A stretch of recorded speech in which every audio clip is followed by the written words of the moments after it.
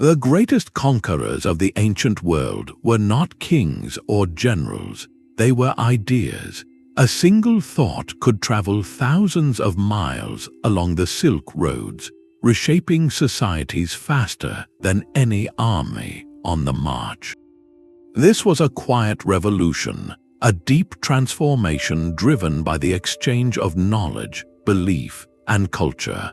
By the end of this journey, you will understand how this hidden network of ideas built the very foundation of our modern world.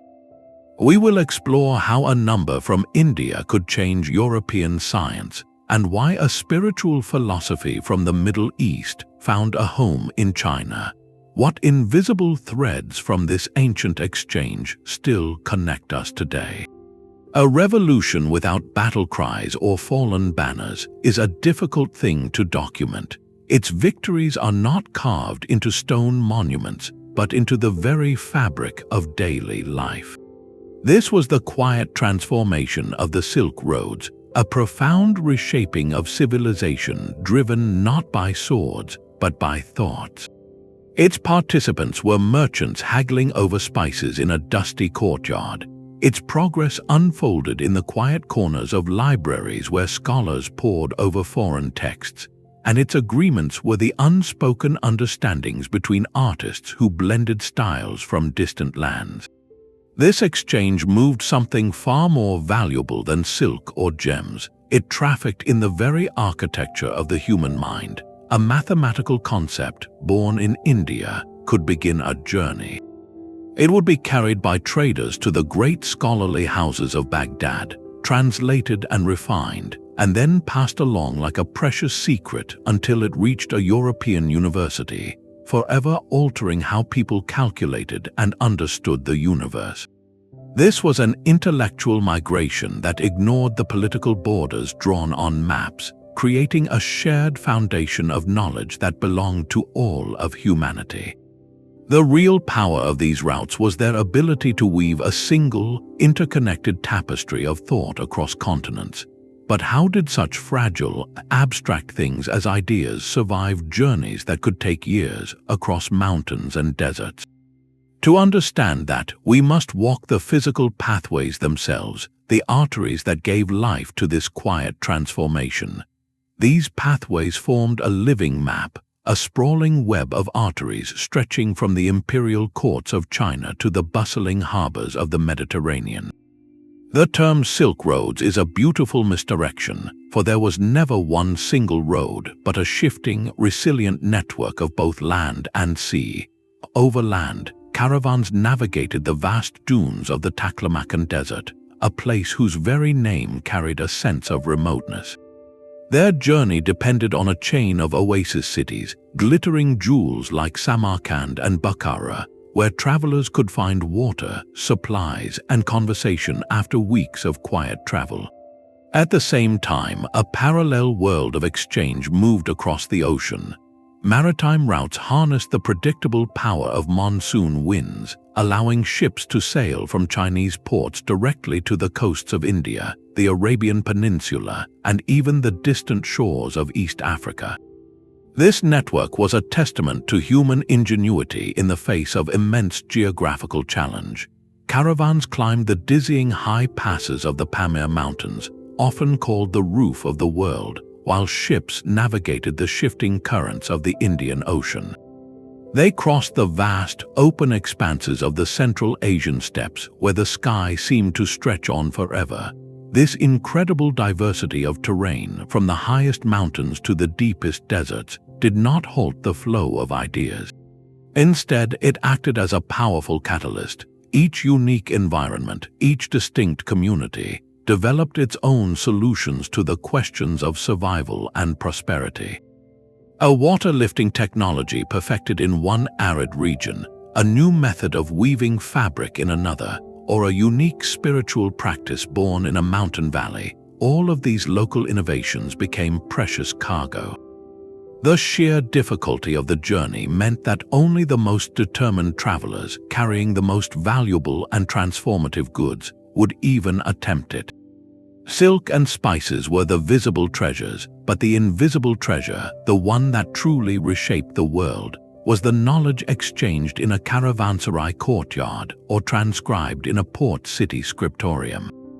To understand how a mathematical idea could travel from India to Europe, we must first walk these roads not as lines on a map, but through the eyes of the people who gave them life. The true architects of this intellectual network were the caravan masters and merchant scholars, individuals whose names are largely lost to history. They were far more than traders of silk and spices. They were the lifeblood of the silent revolution. Venturing across the world's most challenging landscapes, these men and women risked everything not just for profit, but for the exchange of knowledge itself. Many were highly educated, fluent in multiple languages not merely for haggling, but to engage in deep conversation. A merchant from Venice, after months of travel, might find himself in a Tabriz courtyard discussing the movement of planets with a local astronomer. A Buddhist monk journeying from China could share his spiritual insights with a Nestorian Christian scholar in a bustling Persian market. These were not formal, scheduled events. They were the spontaneous, vital dialogues that happened in the caravanserais, the great roadside inns that dotted the trade routes. These havens offered more than just shelter and water. They became informal, open-air universities where the most advanced ideas of the age were freely exchanged. The merchant's role was therefore dual. They were economic actors and intellectual couriers, the unsung heroes who carried the seeds of global knowledge in their saddlebags and memories. Their journeys proved that commerce and culture were two sides of the same coin, a partnership that would propel specific, world-changing technologies along these very same paths. One of the most transformative ideas to travel these routes was not a philosophy or a number, but a physical object born from humble materials. The invention of paper in China around the 2nd century before the Common Era fundamentally rewrote the rules of knowledge itself. Before paper, the written word was a luxury. Scrolls of papyrus were fragile, and parchment made from animal skins was incredibly expensive and labor-intensive to produce. A single book might require the skins of an entire herd of sheep, placing written knowledge firmly in the hands of the wealthy and powerful. Paper, crafted from mulberry bark, old rags, and hemp, changed everything.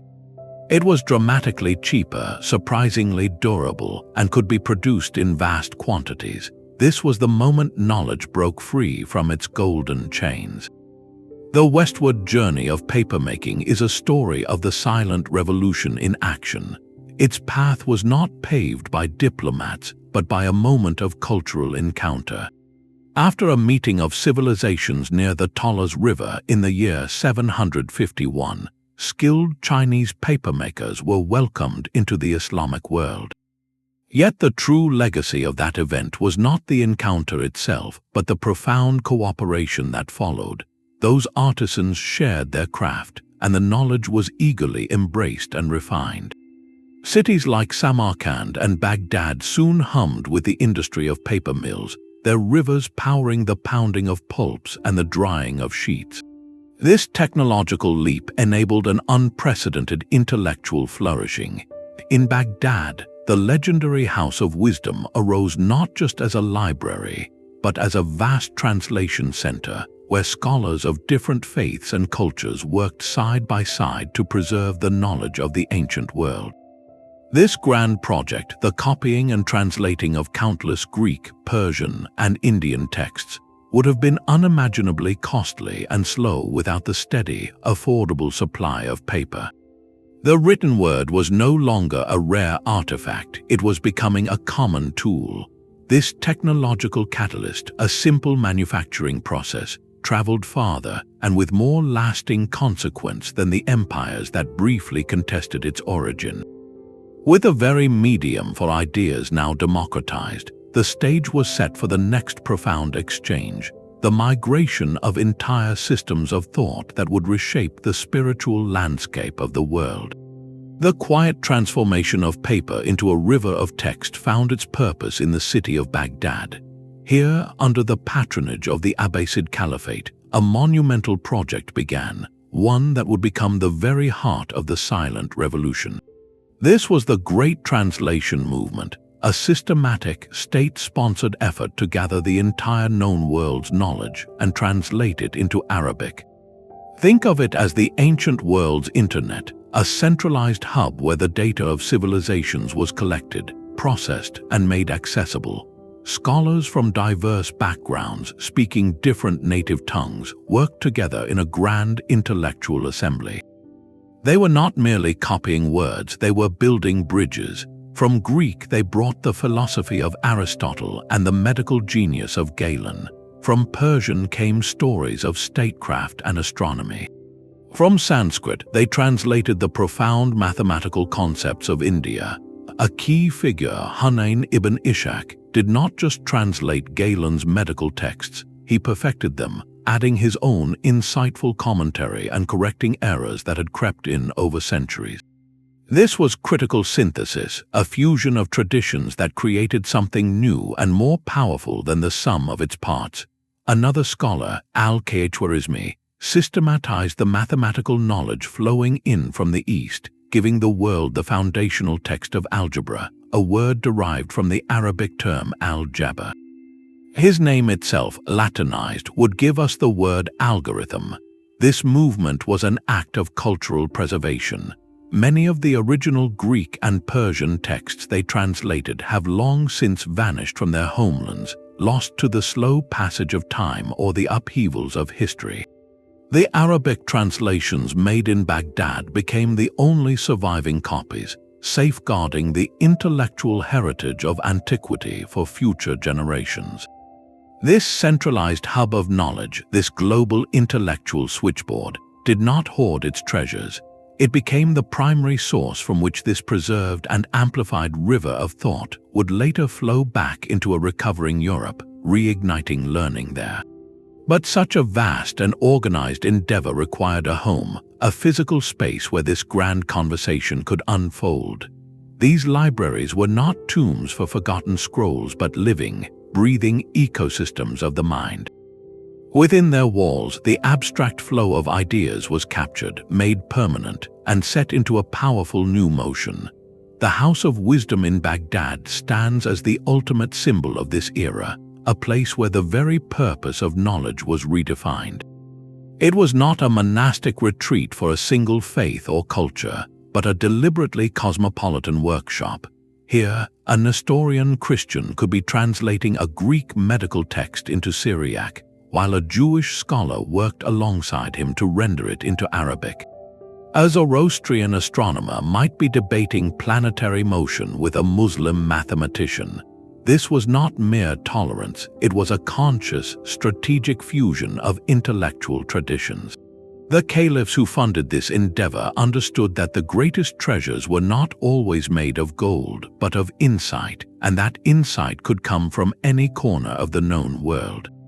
This syncretic environment, where different ways of seeing the universe collided and combined, produced breakthroughs that a single, isolated tradition could not.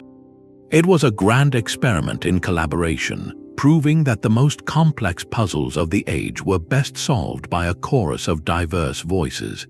The stability provided by these institutions was the final, crucial ingredient. A scholar could dedicate a lifetime to a single project, knowing their work was valued and protected. This allowed for more than just translation, it enabled deep, critical examination.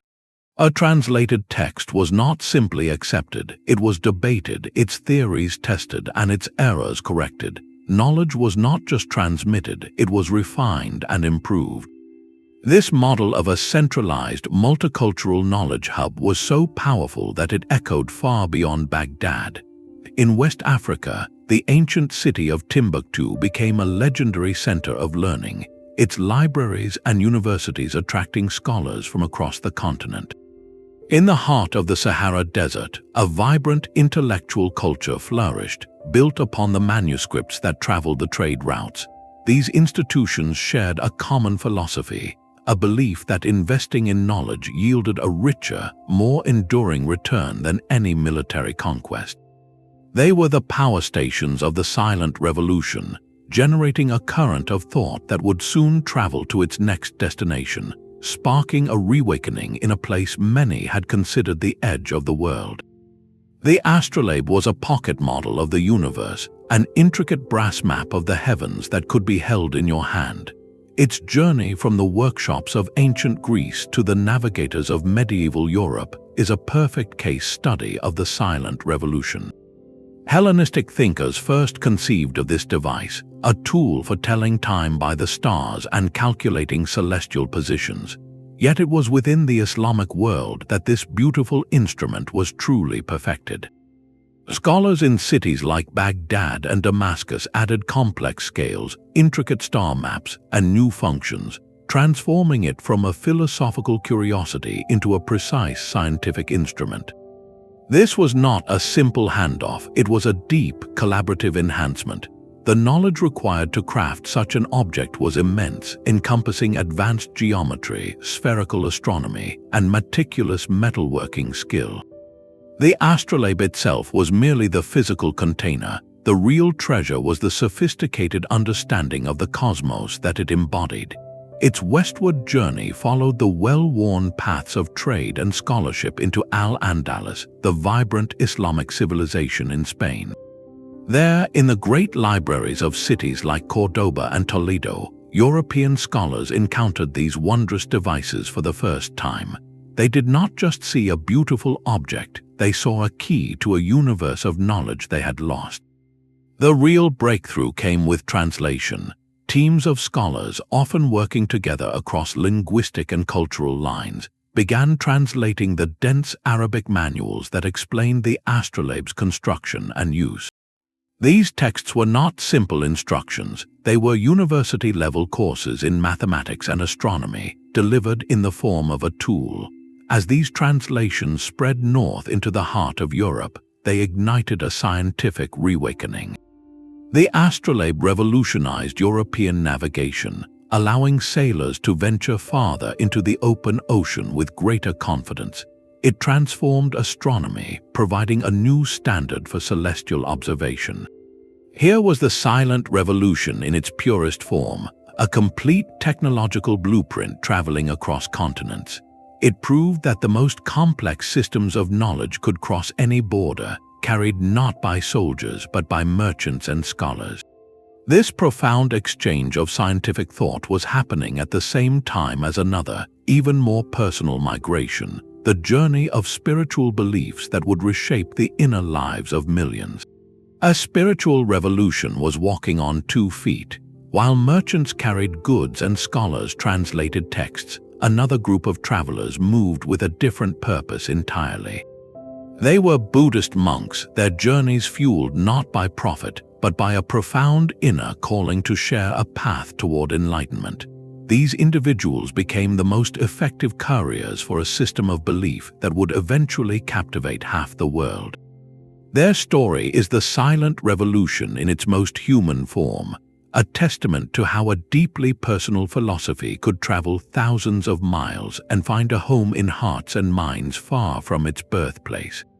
The sutras, the sacred texts containing the Buddha's teachings, were their most precious cargo. These were not mere books, they were seen as living doctrine, and carrying them across the challenging terrain of the Silk Roads was an act of devotion in itself. A monk might spend years traveling from a monastery in India to a court in China, protecting his scrolls from desert sandstorms and mountain blizzards, all for the chance to share their wisdom with a new culture. This was a migration of the soul, moving at the speed of a walking pilgrim, but the journey of the physical texts was only the beginning. The real challenge was the journey into a new language and a new worldview. When Buddhist teachings reached China, they encountered ancient and deeply rooted philosophies like Taoism and Confucianism. The concepts of karma and nirvana were foreign, difficult to translate into a culture that prioritized family duty and social harmony. So the monks and their early converts embarked on a second, even more delicate pilgrimage, the translation of ideas. They began to use familiar Taoist terms to explain Buddhist concepts. The Sanskrit word dharma, the cosmic law and order, was sometimes rendered as the Tao, the way. Nirvana, the ultimate liberation, was described using terms that evoked the Taoist ideal of effortless action.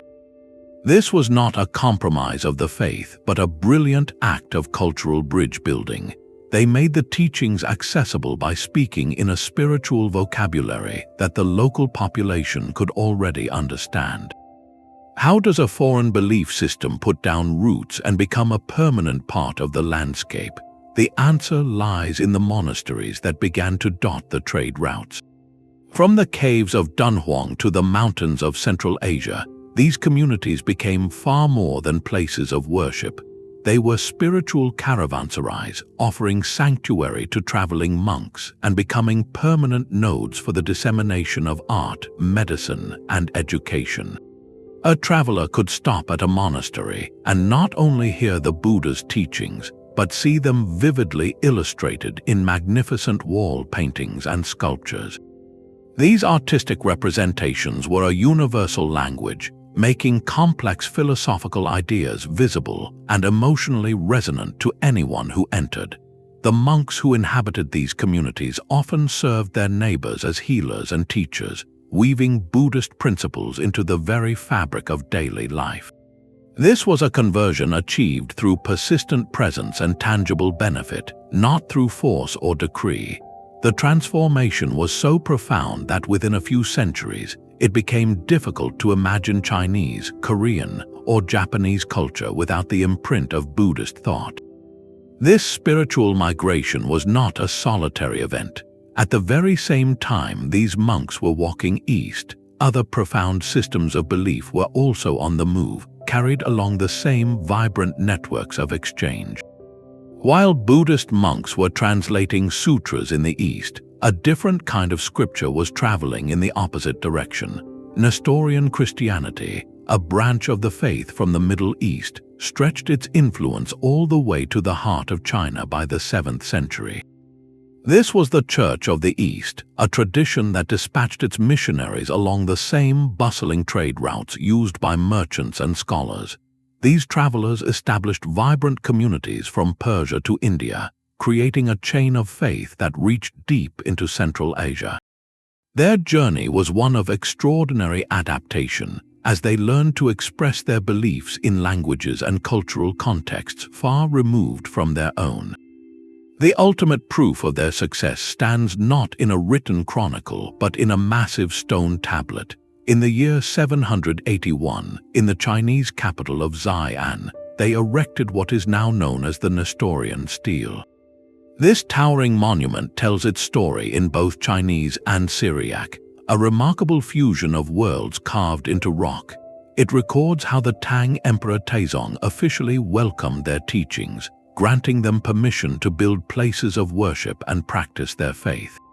The stele does not just list events, it frames Christian theology using terms familiar to a Chinese audience, speaking of a luminous and honored one who brought a teaching of profound peace.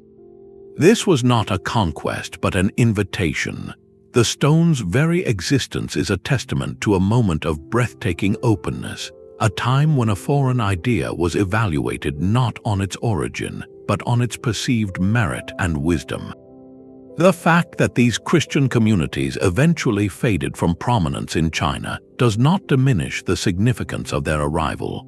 Their story illustrates the incredible religious diversity that thrived along the Silk Roads, a landscape where Zoroastrian fire temples, Buddhist monasteries, Islamic mosques, and Christian churches could sometimes exist in the same bustling city. This was an ecosystem of belief, a marketplace of ideas operating on a continental scale. The silent revolution was not just about goods or science, it was also a quiet conversation between souls, a search for meaning that transcended every border. And just as spiritual ideas moved, so too did the tools for understanding the physical world, tools that would one day help Europe rediscover its own intellectual heritage. The great crossroads of the world did more than just move goods, they built empires of the mind. The Islamic empires, stretching from the Iberian Peninsula to the borders of India, found themselves in the perfect position to become history's greatest intellectual synthesizers. With their territories astride the major Silk Roads, they controlled the very arteries through which knowledge flowed. This was not a passive role. Caliphs in Baghdad and Cordoba acted like venture capitalists of ideas, actively sponsoring massive campaigns to seek out, acquire, and study every important text they could find. Their agents scoured the known world, returning with manuscripts in Greek, Syriac, Persian, and Sanskrit, creating a vast and unprecedented library of human thought. This was a deliberate, state-funded project to gather the entire intellectual inheritance of the ancient world under one roof. The goal was not merely to collect, but to understand, to improve, and to build something entirely new from the pieces. This environment of intense curiosity produced scholars whose work would shape the world for 1,000 years. Consider Ibn Sina, known in the West as Avicenna. His monumental text, The Canon of Medicine, was not a simple translation of the Greek master Galen. It was a brilliant fusion. He integrated Galenic principles with his own clinical observations, insights from Persian and Indian medicine, and his profound philosophical framework. The result was a medical encyclopedia so comprehensive and logically structured that it became the foundational textbook for European universities for centuries. It was a living system constantly being refined and commented upon. At the same time, a chemist and physician named Al-Razi, or Rhazes, was making his own groundbreaking contributions. He was a master of observation, carefully distinguishing between smallpox and measles for the first time, and authoring a vast medical encyclopedia that emphasized clinical experience over pure theory. His work in chemistry, with its meticulous classification of substances, moved the field from mystical alchemy toward a true experimental science. This was the core of the Golden Age, a spirit of active, creative synthesis. It was not enough to simply preserve the wisdom of the Greeks or the mathematics of India. Scholars in these vibrant centers took these disparate threads and wove them into a new, cohesive scientific tradition. They adopted Indian numerals, recognized their power, and combined them with Greek geometrical rigor. They took Persian astronomical tables and refined them with their own precise observations. They used the logical tools of Aristotle to interrogate and systematize everything from medicine to optics to metaphysics. This was a culture that believed all knowledge, regardless of its origin, was a single, vast tapestry to be explored and expanded. This period stands as the undeniable pinnacle of the Silk Road's silent revolution. It demonstrated that when ideas are allowed to mingle freely, when the barriers between cultures and disciplines are lowered, the result is an explosion of human creativity and understanding. The fruits of this magnificent synthesis, preserved on countless pages of paper, were now poised for the next leg of their journey, carried by new travelers toward a continent emerging from its own long twilight. A quiet transfer of world-changing knowledge was underway in the libraries of medieval Spain. In the city of Toledo, recently brought under Christian rule, the real conquest was not of land but of ideas. Here, a remarkable team of scholars, led by figures like Gerard of Cremona, undertook a monumental task. They were not writing original works, but translating them, rendering hundreds of foundational texts from Arabic into Latin. This was Europe's great inheritance, arriving not as a sudden discovery, but as a steady, deliberate flow. Gerard himself, it is said, traveled to Toledo specifically to find a copy of Ptolemy's Almagest, the greatest work on astronomy from the ancient world. Finding it only in Arabic, he dedicated his life to learning the language so he could translate it, along with dozens of other essential works. He was not alone. This translation movement unlocked the preserved and enhanced wisdom of the Greeks, the medical masterpieces of Avicenna and Rhazes, and the advanced mathematics of Al-Khwarizmi. The intellectual landscape of Europe was about to be completely reshaped. This influx of knowledge did not simply add new books to old libraries. it fundamentally challenged the very foundations of European thought. For centuries, European scholarship had been limited, its access to the full scope of classical learning fragmented and incomplete. Suddenly, scholars in places like Paris and Oxford were confronted with the complete works of Aristotle, his rigorous systems of logic and natural philosophy arriving with centuries of sophisticated Islamic commentary attached. These were not dusty relics, they were vibrant, living texts that presented a coherent and powerful view of the universe. The result was an intellectual earthquake. Universities, then in their infancy, became the epicenters of a new fervor for learning. The curriculum was revolutionized, the study of law was transformed by newly recovered Roman principles. Medicine was reborn through the comprehensive systems of Avicenna's canon. A new method of inquiry, known as scholasticism, emerged, built entirely on the practice of using logic to reconcile faith with this new, explosive understanding of reason and the natural world. What Europe called its reawakening was in fact the final delivery of a package sent centuries earlier. The classical knowledge it celebrated as its own birthright had been on an extraordinary journey. It had been preserved from the edge of being forgotten, translated into Arabic in the halls of Baghdad, meticulously studied, debated, and improved by generations of scholars across the Islamic world, and then carefully translated again for a new audience. The Silk Roads had acted as a vast, intercontinental intellectual supply chain, and Europe was the last stop on a very long route. This entire awakening, from the charts of astronomers to the prescriptions of physicians, relied on a single, deceptively simple innovation that had traveled the same path.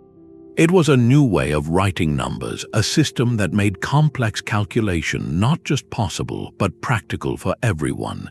The number zero began its life as a philosophical paradox. How could one represent nothing with something?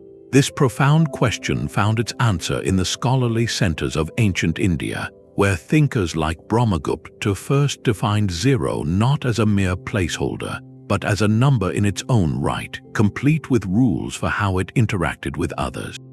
He declared that a number subtracted from itself yields zero, and that any number multiplied by zero becomes zero.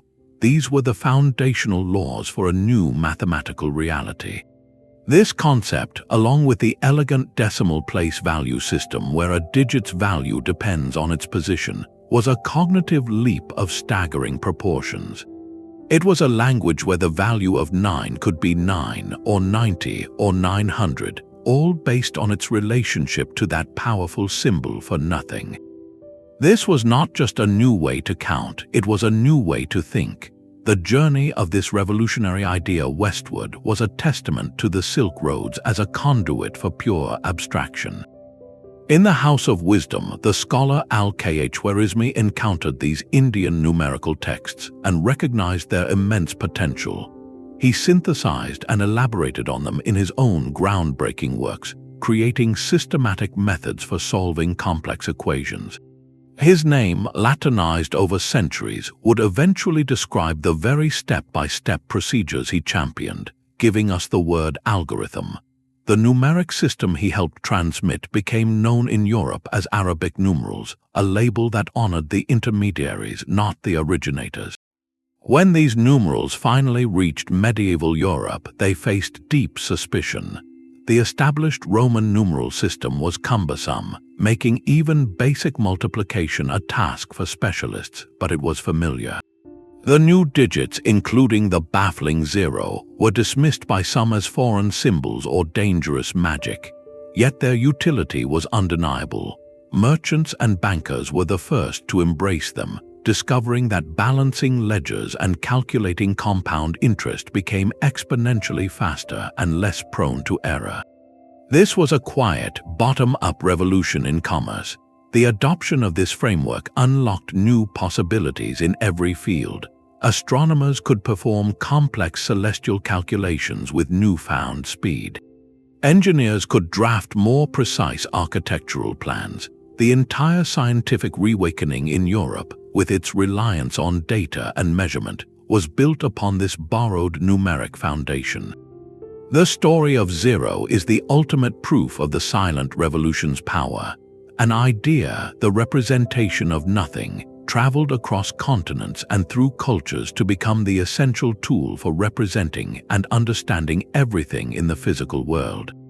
This very same network that transmitted equations and spiritual beliefs also carried flavors, creating a global conversation that unfolded not in libraries, but in kitchens and marketplaces. The flavor of history is not written in ink, but in the scent of saffron and the taste of peppercorns. While scholars debated philosophy in Baghdad, a quieter, more personal revolution was simmering in kitchens and marketplaces across the connected world. The Silk Roads were conducting a grand experiment in taste, a slow but relentless exchange of crops and culinary practices that would permanently reshape what people ate from the Mediterranean to the Pacific. Imagine a Roman table without citrus or an Indian curry without chili peppers, which had not yet arrived from the Americas. This was the reality before the routes opened. Foods began a gradual migration, their journeys spanning generations. Citrus fruits, originating in Southeast Asia, found new homes in the sunny orchards of the Middle East and North Africa. Spinach made its way from Persia into the vegetable gardens of Europe, while the sweetness of sugarcane, first pressed in New Guinea, became a coveted treasure in distant lands. This was not a one-way street. Grapes and walnuts traveled eastward from Central Asia, enriching the agricultural tapestry of China. The impact of these migrations was profoundly democratic, changing the diet of the farmer as much as the emperor. A new crop could mean the difference between sustenance and hardship, between a bland meal and a nourishing one. This agricultural integration was the most pervasive form of cultural blending, sinking its roots literally into the soil of every community it touched. But the most economically explosive travelers were not the fruits and grains themselves, but the dried seeds and barks that preserved them. Spices like black pepper, cinnamon, and ginger were more than mere luxuries. They were essential technologies in a world before refrigeration.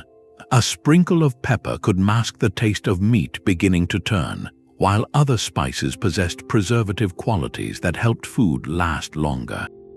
This practical need, combined with an insatiable desire for new flavors, created an economic force as powerful as any army.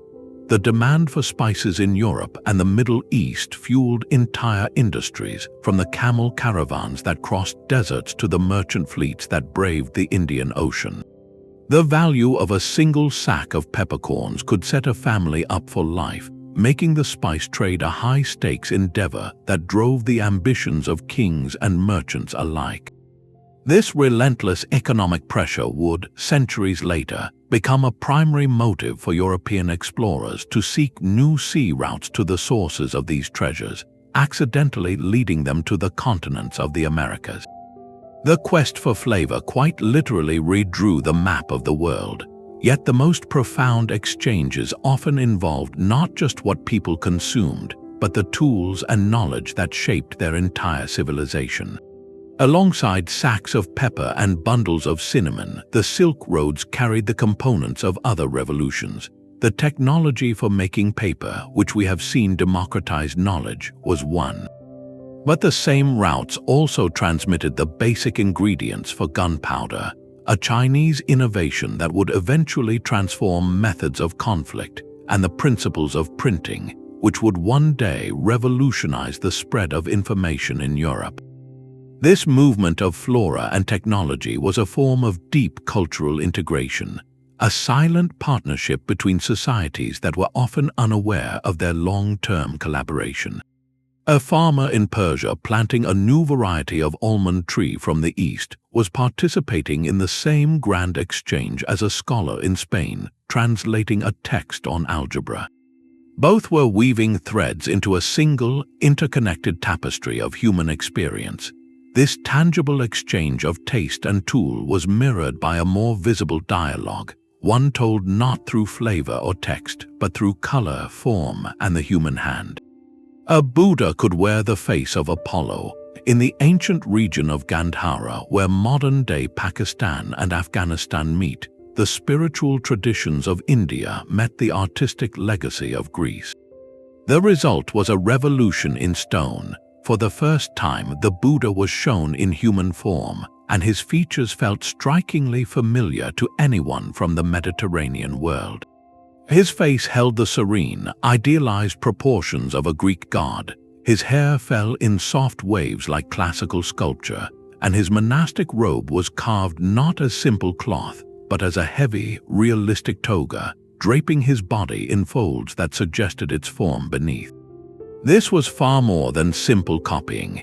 It was a profound cultural conversation where local artists, inspired by the Hellenistic aesthetic brought east centuries earlier, chose to adopt its visual language to give shape to their own spiritual vision.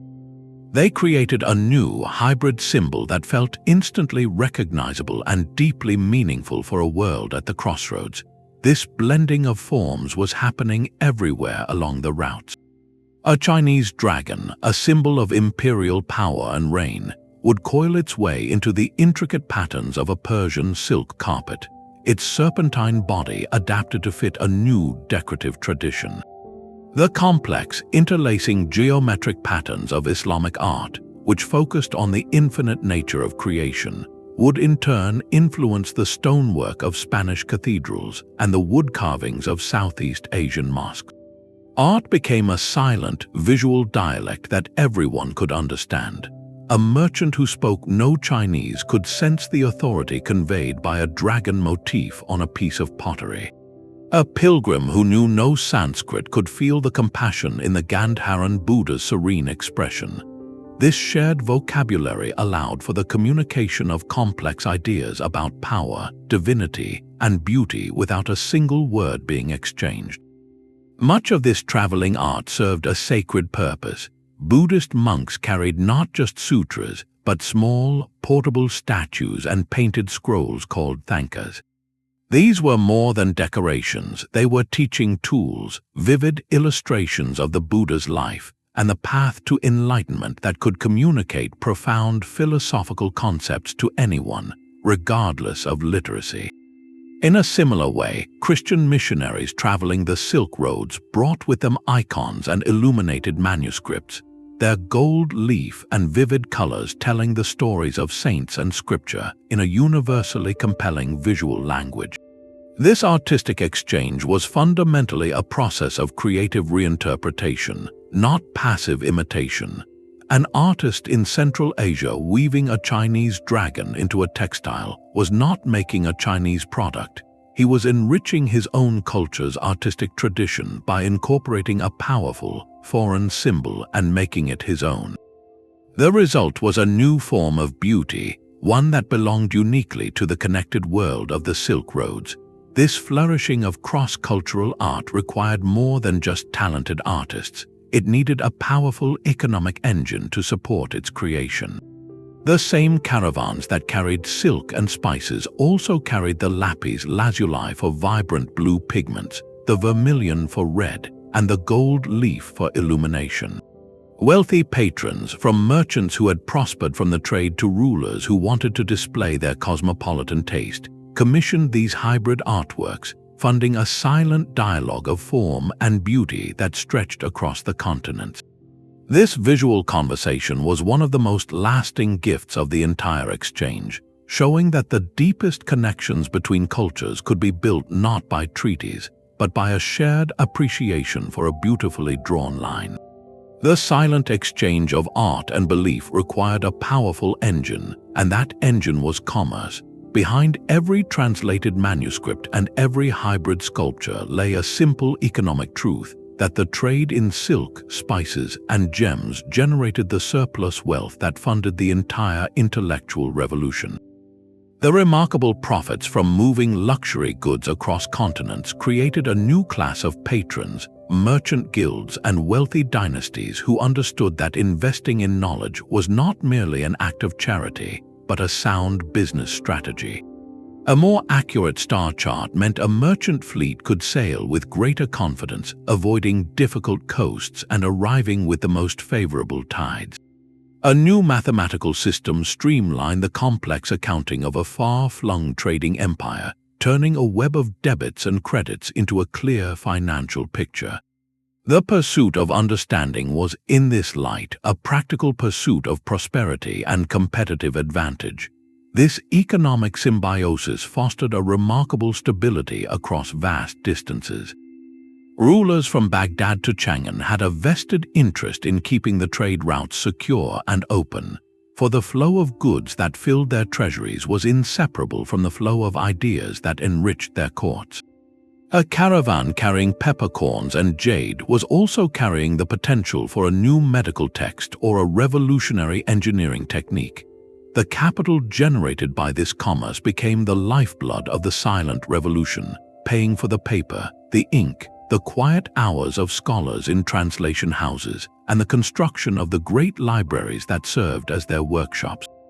This financial foundation nurtured a distinct urban culture, a cosmopolitan sophistication that became the hallmark of every major Silk Road city. In these bustling hubs, you could hear a dozen languages in a single market, see fashions from 3 different continents, and taste foods whose origins spanned half the world. This was not an accident, but a direct result of an economy built on connection. The wealth from trade created the leisure and the resources for a society to look beyond daily needs, to invest in art, philosophy, and the fundamental human curiosity about the world. The grand caravanserais, the universities, the observatories, all stood as monuments to this partnership between the marketplace and the mind. This economic interdependence raises a profound question about our own world, for the same forces that built these ancient networks of knowledge are at work today on a global scale. The true power of this silent revolution was not found in the lonely desert, but in the crowded city square. Urban centers like Samarkand, Baghdad, Chang'an, and Constantinople became the living engines of this transformation, vibrant melting pots where the abstract flow of ideas became a tangible, daily reality. In these hubs, the world felt smaller. A Zoroastrian merchant from Persia could bargain with a Buddhist artisan from Dunhuang, while a Nestorian Christian scribe worked alongside a Muslim mathematician on a Greek astronomical text. The city itself was a symphony of difference, a place where the call to prayer from a new mosque might mingle with the distant chime of a Buddhist temple bell, and where the languages of commerce and scholarship created a constant, low hum of mutual discovery. This was not a perfectly harmonious utopia, but a practical, gritty coexistence born from necessity. When your livelihood depends on trading with, living beside, and understanding people from a dozen different cultures, tolerance becomes less an abstract virtue and more a simple requirement for survival and success. The city became a grand, ongoing experiment, a laboratory where new ideas were constantly tested in the marketplace of daily life. An architectural feature from India might be adapted for a palace in Central Asia. A Persian administrative technique could be tried in a Chinese province, and a medical remedy from the Mediterranean might find its way into a local healer's repertoire. Some of these foreign concepts were adopted and woven into the local culture, while others were quietly set aside. This constant, dynamic process of evaluation and integration is what made these cities so incredibly innovative. Their vibrant, multicultural character was both the fuel for and the product of the Silk Roads. The constant flow of people guaranteed a constant refreshment of ideas, protecting these urban centers from intellectual stagnation. This energetic exchange required a foundation of stability to thrive. Rulers understood that the prosperity of their glittering capitals depended on the safe passage of caravans and ships, leading to the development of early diplomatic agreements and legal frameworks designed to protect merchants and scholars from distant lands.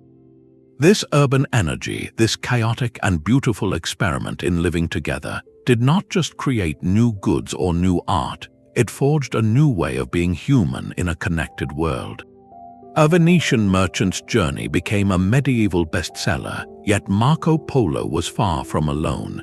These long-term envoys and wanderers were the embedded journalists of the silent revolution, their travelogues forming a crucial layer of its documented history. They did not simply pass through cultures, they immersed themselves, recording the intricate details of daily life, governance, and knowledge with a journalist's eye. When the Moroccan scholar Ibn Battuta set out on his Rihla, his journey, he spent nearly 30 years traversing the known world, from the Swahili coast of Africa to the courts of China.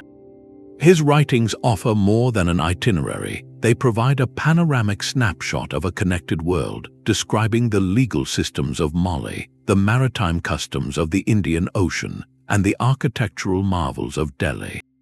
These accounts were not dry government reports. They were filled with wonder and curiosity, captivating readers back home with tales of societies that seemed both alien and astonishingly advanced. A European reader learned from Marco Polo that the Chinese used paper money, a concept almost magical in its abstraction compared to heavy coinage. They read of cities with complex waste removal systems and postal networks that spanned an entire continent, ideas that challenged their own assumptions of what was possible. These books became essential guides, a form of collective memory for the entire network. A young merchant in Genoa could study these texts to understand the business customs of a port in the Strait of Malacca. An armchair geographer in Cairo could trace the routes of the Sahara on a map sketched from a traveler's description. They demystified the distant and made the foreign feel accessible, proving that profound wisdom existed far beyond one's own cultural horizon. The very existence of these popular travelogues served as undeniable proof that the world was a single, vast, and intricately linked organism. They built a bridge of understanding not through political decree, but through shared human curiosity. Yet for every idea that crossed this bridge effortlessly, countless others were slowed, altered, or filtered by the very cultures that hosted them. The same currents that carried ideas so easily also revealed the hidden shorelines of cultural resistance. Not every concept that traveled found a welcoming harbor. The vibrant exchange along the Silk Roads was never a simple flood, but a complex filtering process where each society acted as a selective gatekeeper, absorbing what resonated and turning away what did not.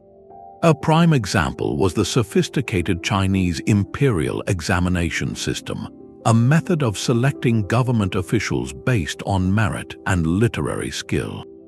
Travelers' accounts described it with admiration, yet the kingdoms of Europe and the Middle East largely chose not to replicate it. Their existing power structures, built upon entrenched aristocracy and inherited privilege, had little room for a system that challenged the very foundation of their leadership. The idea was understood, but it was ultimately rejected as incompatible with local realities. Religious teachings faced similar barriers when their core tenets met deeply rooted local traditions. A belief system that called for sweeping changes to existing social structures or spiritual customs often encountered quiet, firm resistance.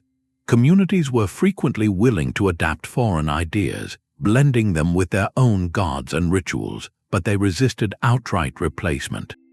This was not a failure of the idea itself, but a testament to the enduring power of local identity.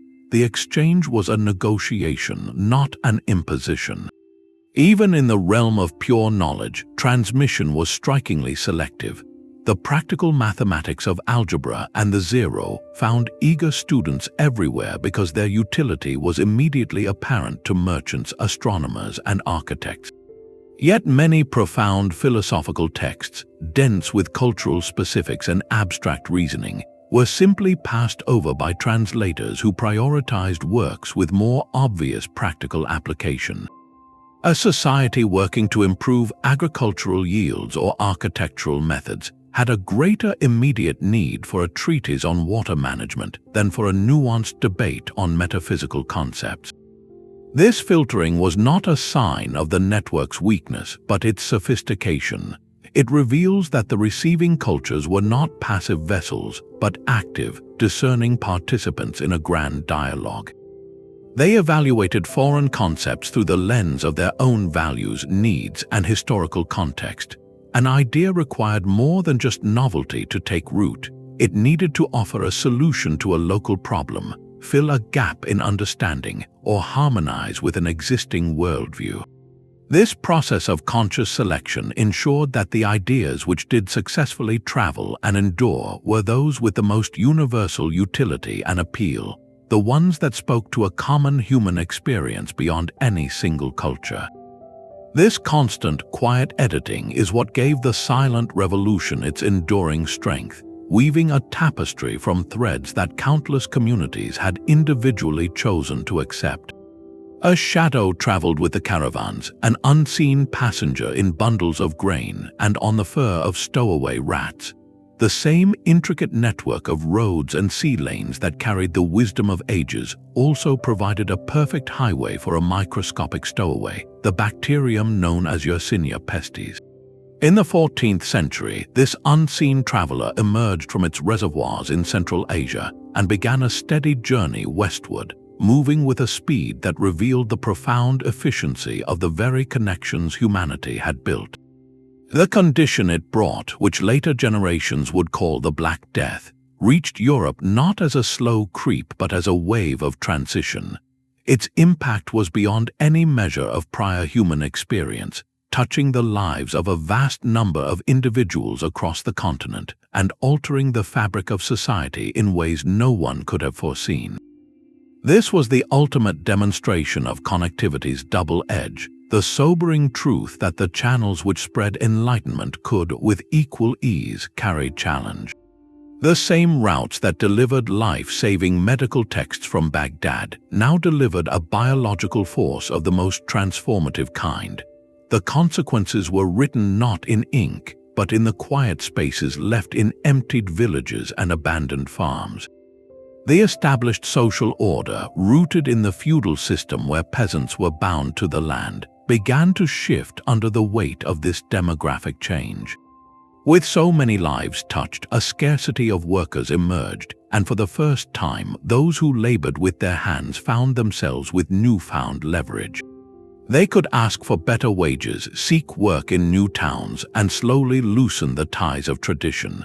A moment of unimaginable scale had inadvertently created an opening for social mobility, accelerating the end of one era and forcing the dawn of another. The passage of this period left a permanent mark on the Silk Roads themselves. The memory of such change, combined with the disruption to trade and the heightened caution around travel, dealt a lasting impact to the overland routes that had once throbbed with activity.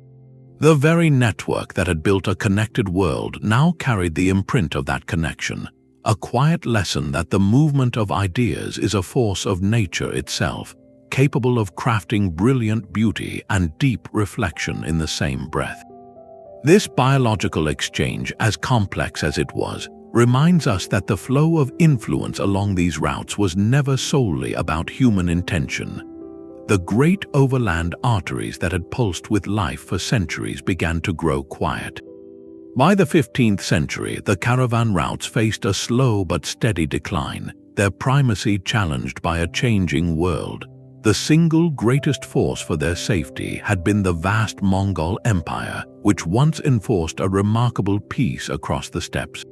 Under this Pax Mongolica, a merchant could travel from the Black Sea to the Yellow River with a single safe conduct pass.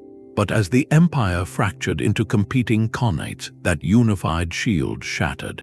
The political landscape of Central Asia crumbled into a patchwork of rival states, each with its own demands and dangers, making the long journey a gamble once more. From the west, a new power rose to further complicate the passage. The Ottoman Empire, in control of the critical gateway to the east, began to impose heavy tariffs and political restrictions on European merchants, making the overland trade in spices and silks far less profitable. Years of hardship, including the lingering memory of difficult times and frequent local tensions, added their own weight to the scales. The overland journey was becoming too uncertain and too expensive. This was not a sudden collapse but a gradual dimming, The caravans did not stop, but their numbers thinned, and their cultural significance slowly ebbed. The deep knowledge of the routes, the languages, and the customs that had been built up over a millennium did not simply disappear. It lingered in the memories of families, in the archives of trading houses, and in the very stones of the caravanserais. This slow fading created an emptiness, a quiet across the deserts and mountain passes. That silence would not last for long. A new answer was already taking shape, not on the shifting sands but upon the constant, open sea. The search for a sea route to the spice markets of the East was a direct response to the fading overland trails. As the old paths grew more difficult, European kingdoms, perched on the Atlantic edge of the world, looked to the ocean with a new ambition. Navigators like Vasco da Gama did not seek to discover a new world, but to find a new way to the old one, a sea lane that would connect Lisbon directly to the pepper ports of India and bypass the complex web of intermediaries. The very tools that made these long voyages possible were themselves gifts from the Silk Roads. The magnetic compass, a Chinese innovation, guided them across featureless waters. The Astrolabe, refined in the Islamic world, helped them chart their position by the stars. They were sailing with a borrowed toolkit, using the accumulated knowledge of the connected world to reach its heart. This maritime shift marked a profound turning point in history. When Vasco da Gama's ships finally rounded the Cape of Good Hope and reached the Indian Ocean, they were not entering an empty space. They arrived in the midst of a thriving, ancient network of monsoon-powered trade linking East Africa, Arabia, India, and Southeast Asia. The Portuguese goal was to become part of this existing system and shape its future. The Age of Sail, often celebrated as the dawn of European exploration, was in many ways the continuation of the Silk Road's mission by other means. The objective remained the same: direct access to the sources of wealth and knowledge in Asia. The method, however, had changed from caravans to caravels, and the balance of influence was shifting decisively toward those who controlled the sea lanes. This new phase of global connection would be shaped by European naval power, setting the stage for a reordering of world relationships that would last for centuries. Yet the enduring allure of the East, the very dream that had animated merchants and travelers for 1,000 years, remained the primary catalyst. Christopher Columbus, studying maps influenced by Silk Road geography and reading the accounts of Marco Polo, sailed west with the firm conviction that he would reach the fabled courts of Cathay and the spice islands of Cipangu. His voyage, which unexpectedly connected two hemispheres that the Silk Roads had never reached, was driven by a desire to re-establish a direct link to the markets that the old routes had made legendary. The initial goal was not to find a new world, but to find a better path to the old one. This reassessment of the legacy of the land routes was now complete.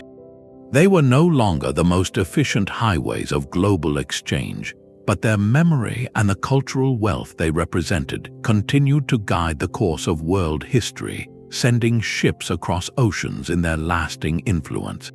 The very name we use for these ancient pathways is itself a product of their later legacy. In the 19th century, a German geographer named Ferdinand von Richthofen looked back at the map of Eurasia and gave this network its enduring title, the Silk Roads. It was a poetic label evoking images of shimmering caravans laden with luxurious fabric. Yet this romantic framing, born in a different era, risks simplifying a reality that was far more complex and far less centralized. By focusing on silk, a single commodity prized by European elites, the term can inadvertently center a European viewpoint, reducing a vast multilateral web of exchange into a simple story of goods moving from an exotic East to a waiting West. The true story was never that neat. These were not official highways but a shifting mosaic of trails, some flourishing for centuries while others faded into disuse. They were used by soldiers and pilgrims, by refugees and diplomats, for reasons that had little to do with commerce. The romantic image of the lone camel caravan crossing endless dunes is powerful, but it can overshadow the parallel world of the maritime routes. For centuries, the real volume of goods, and with them the flow of ideas, often moved more efficiently by ship across the Indian Ocean, a network sustained by the sophisticated knowledge of Arab, Indian, Malay, and East African sailors and merchants. Their contributions are essential, yet they are often relegated to the background of a narrative focused on land. This critical re-evaluation is not about dismissing the reality of the connections, which were profound and transformative. It is about acknowledging that our modern understanding is filtered through layers of interpretation. The term Silk Road is a useful shorthand, but it is a label applied retrospectively, one that carries with it the agendas and perspectives of the 19th century world that coined it. Embracing this more nuanced view does not diminish the achievement, it enriches it. It allows us to see a truly global network, a chaotic, multi-directional, and endlessly creative conversation involving countless cultures across 3 continents. This shift in perspective is crucial, for it helps us draw more meaningful and accurate parallels to our own hyper-connected age, an era built not on a single road, but on an invisible and equally complex digital web. The bustling caravanserais of the ancient world functioned much like our modern internet hubs, providing a vital space for connection far from home. These were the original social platforms, where merchants, pilgrims, and scholars could exchange not just goods, but the most current news, scientific data, and spiritual texts. A traveler from Cairo might share a new navigational technique with a sailor from Gujarat, who would then carry that knowledge to a new port, creating a viral spread of information that consistently outpaced the reach of any single empire. This constant, decentralized flow mirrors the very architecture of our digital age, where a single idea can circle the globe in moments, reshaping societies from the ground up. The Great Translation movement in Baghdad offers a stunning historical parallel to today's open-source software communities. Just as developers today collaborate across borders to build and refine code that is freely available to all, scholars of different faiths in the House of Wisdom work together to translate, correct, and enhance the knowledge of the ancient world. They were not hoarding secrets but building a shared intellectual commons, a global repository of learning that belonged to everyone. This collaborative spirit, whether applied to 9th century medical texts or 21st century programming libraries, demonstrates a universal truth: when people connect freely, innovation accelerates at a breathtaking pace. We see the same beautiful cultural hybridization, where a Chinese dragon motif blends into a Persian textile, or where a musical scale from one tradition finds a new rhythm in another. Our modern world, with its fusion cuisines, blended musical genres, and cross-cultural artistic movements, is living proof of this enduring process. Yet this open network carries the same inherent challenges today as it did 1,000 years ago. The same pathways that spread life-saving medical knowledge also facilitated the transmission of widespread illness, a sobering reminder that connectivity can carry unintended consequences. In our time, destructive digital viruses and carefully engineered misinformation can travel with the same devastating speed, undermining trust and disrupting societies. The silent revolution of the Silk Roads thus holds up a mirror to our own hyper-connected existence, revealing both the immense potential and the profound responsibilities that come with a wired world. This historical precedent forces us to ask a final, crucial question about the true nature of their legacy. That shared foundation of knowledge is the silent revolution's greatest gift to us. The intellectual world we inhabit today was built with bricks fired in the kilns of countless cultures. Our very approach to discovering truth, the scientific method with its emphasis on observation, hypothesis, and experimentation, was not born in a vacuum.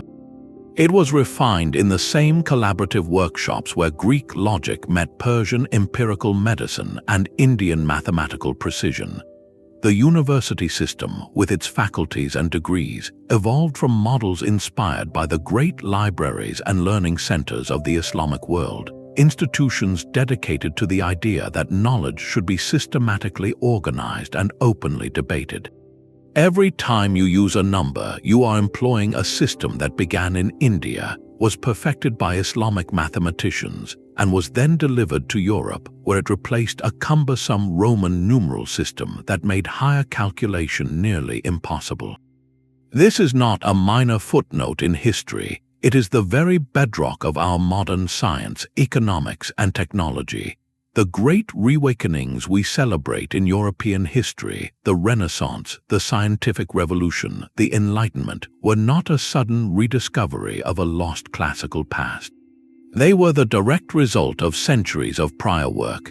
The texts that fueled these movements, the complete works of Aristotle, the medical canons of Avicenna, the astronomical charts of Al-Khwarizmi, had been preserved, studied, and significantly improved upon during the long centuries when Europe's access to this knowledge was limited. These ideas traveled along the Silk Roads, were translated in multicultural centers, and finally arrived at their destination, sparking an intellectual fire that would reshape the globe. This legacy forces a profound reassessment of how progress happens. No single civilization holds a monopoly on genius. Instead, human advancement is a vast, collaborative relay race across time and culture. One society makes a discovery, another improves upon it, a third finds a new application, and the baton of knowledge is passed forward. The silent revolution of the Silk Roads was the mechanism that kept this relay running for over 1,000 years, ensuring that a breakthrough in one corner of the world did not fade away there but could become a building block for all of humanity. The true lesson is one of radical openness, a recognition that the most powerful ideas are those that are free to travel, to be challenged, and to be remixed in new and unexpected contexts. As we stand on the shoulders of this giant, interconnected past, what essential wisdom can we carry forward to navigate our own hyper-connected age? The story of the Silk Roads is ultimately not one of silk or spices, but of the human mind's incredible journey. We have traced the path of a number from India, watched a spiritual philosophy find a home in China, and seen a medical text from Baghdad become a textbook in Paris. These were not the spoils of conflict, but the fruits of a quiet collaboration that spanned continents and centuries. The most powerful forces in history are often the ones you cannot hold in your hand, a mathematical symbol for nothing, a belief in compassion, a principle of observation and reason. These intangible treasures traveled faster and sank deeper than any army ever could, weaving a tapestry of shared knowledge that became the very foundation of our modern world. This quiet transformation calls on us to value open exchange and to approach other cultures not with suspicion, but with a genuine curiosity. It is a lesson in intellectual humility, a reminder that no single civilization holds a monopoly on genius. Human progress is, and always has been, a collective endeavor, a grand relay race where the baton of knowledge is passed from one culture to the next across the vast expanse of time. Let this history inspire you to look for the hidden connections in our own globalized world. The next time you use a number, enjoy a flavor from a distant land, or encounter an idea that feels familiar, pause for a moment. Consider the incredible journey it took to reach you and appreciate the diverse, often overlooked, sources of the knowledge we so often take for granted. If this journey through the quiet transformation resonated with you, we would love to hear your reflections in the comments. Your thoughts help continue this ancient conversation.